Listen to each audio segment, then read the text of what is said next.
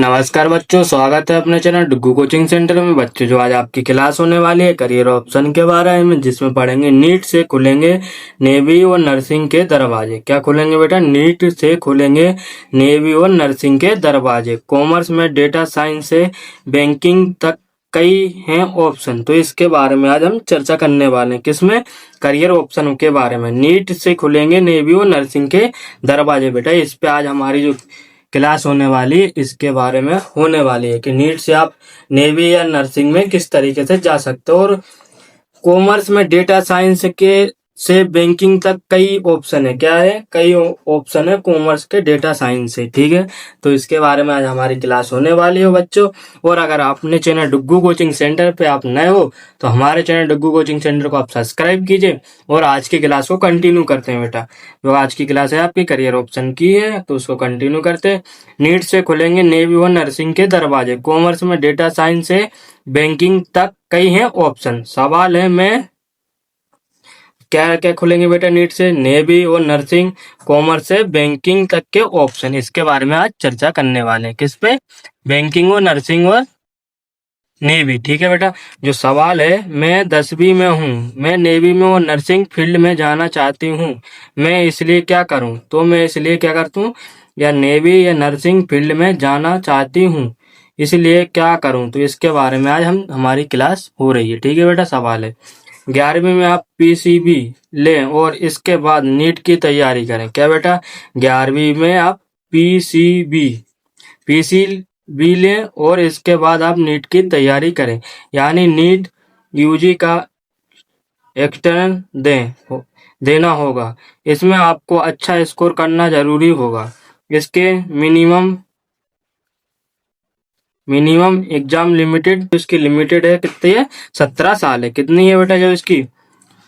इसमें आपको अच्छा स्कोर करना होगा। पहली बात तो आपको अच्छा करना होगा। इसकी जो मिनिमम एज लिमिट है कितनी है? 17 साल है। कितनी है लिमिट? 17 साल है।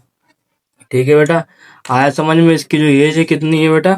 अगर 11वीं में आप पीसीएम लें और इसके बाद नीट की तैयारी करें, यानी नीट में यूजी एक्सटर्न देना होगा, जिसमें इसमें आपको अच्छा स्कोर करना होगा। और इसकी मिनिमम एज जो रहेगी बेटा, एज जो रहेगी कितनी होगी? 17 साल रहेगी।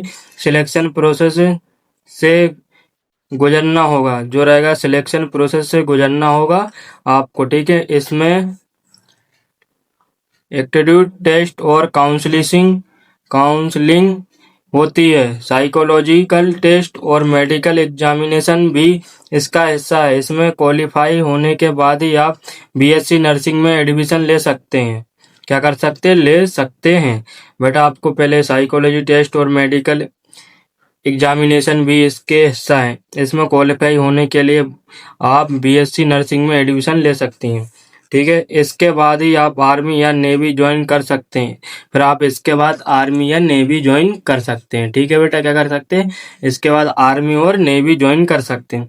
जो इसकी वेबसाइट है, जो आर्मी की वेबसाइट है बेटा, इस वेबसाइट पे आप जाके इसको सर्च कर सकते हो। क्या कर सकते हो बेटा? सर्च कर सकते हैं। ठीक है, यदि आपको नेवी में सीधा ज्वाइनिंग करना है तो आप बीएससी नर्सिंग के बाद नर्सिंग लाइसेंस के बाद ज्वाइन कर सकते हैं। अगर आपको बेटा यदि नेवी में सीधा ज्वाइन करना है तो आप बीएससी नर्सिंग के बाद नर्सिंग लाइसेंस के बाद ज्वाइन कर सकते हैं। आप अग्निवीर के जरिए एसएसआर का एग्जाम देकर भी नर्सिंग में जा सकती हैं। क्या कर सकती हो? आप अग्निवीर के जरिए एसएसआर का एग्जाम देकर भी नर्सिंग में जा सकती हो। ठीक है बेटा, आया समझ में? आपको क्या करना पड़ेगा? पहले बेटा 11वीं में आपको पीसीबी लेना पड़ेगा, उसके बाद नीट की तैयारी करना पड़ेगी, और उसके बाद आपको क्या करना पड़ेगा? यूजी में जो रहेगा बेटा, आपको इसमें अच्छा स्कोर करना पड़ेगा, एक्सटेंड देना पड़ेगा, इसमें आपको अच्छा स्कोर करना पड़ेगा। ठीक है, क्या करना पड़ेगा बेटा? इसमें आपको अच्छा स्कोर करना पड़ेगा। उसके बाद ही आपको बेटा इसमें जो एज लिमिट रहेगी, कितनी रहेगी? जो एज लिमिट रहेगी आपकी 17 साल रहेगी। कितनी रहेगी बेटा? 17 साल। और फिर इसके जो साइकोलॉजी टेस्ट रहेगा, मेडिकल एग्जाम भी इसका एक हिस्सा रहेगा। क्या बेटा रहेगा? हिस्सा रहेगा। ठीक है, और इसमें इसके बाद आप इसमें क्वालिफाई होने के बाद आप बीएससी नर्सिंग में भी एडमिशन ले सकती हैं। फिर उसके बाद आप आर्मी या नेवी ज्वाइन करना चाहती है तो इसकी भी वेबसाइट रहती है, उस पे जाके आप लॉगिन कर सकते हो। क्या कर सकते हो बेटा, उस पे जाके आप लॉगिन कर सकते हो, ठीक है। और अगर आपको यदि सीधा ज्वाइन करना है तो बीएससी का जो लाइसेंस रहता है उसके बाद आप ज्वाइन कर सकते हो।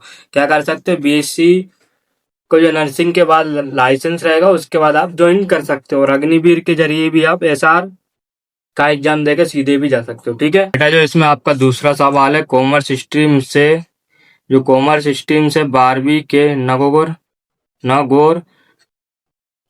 डिस्ट्रिक्ट से की है, मैं आगे किस फील्ड में जाऊं जिसमें आप मेरी मदद करें। जो रहेगा कॉमर्स स्ट्रीम से 12वीं के नागौर डिस्ट्रिक्ट से की है, मैं आगे किस फील्ड में जाऊं, इसमें आप मेरी क्या मदद कर सकते हो, इसके बारे में बताया।